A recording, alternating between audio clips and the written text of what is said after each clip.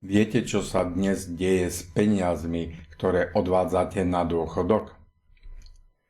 Pri prvom pilieri nejde o vaše osobné sporenie. Dnešné odvody pracujúcich sa používajú na financovanie dnešných dôchodkov. Ste pracujúci, ktorý odvádza určité odvody do sociálnej poisťovni a tá ich potom vypláca súčasným dôchodcom.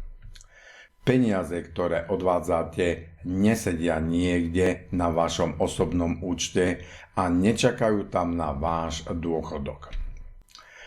Prvý pilier je štátny solidárny dôchodkový systém, založený na solidarite dnešných pracujúcich s dnešnými dôchodcami.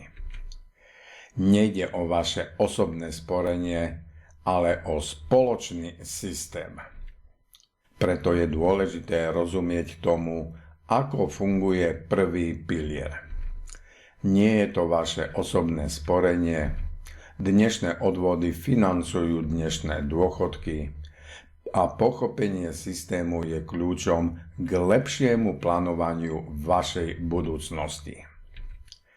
Chcete porozumieť prvému pilieru?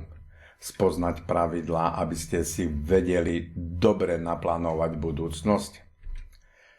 Celé video nájdete dole v popise.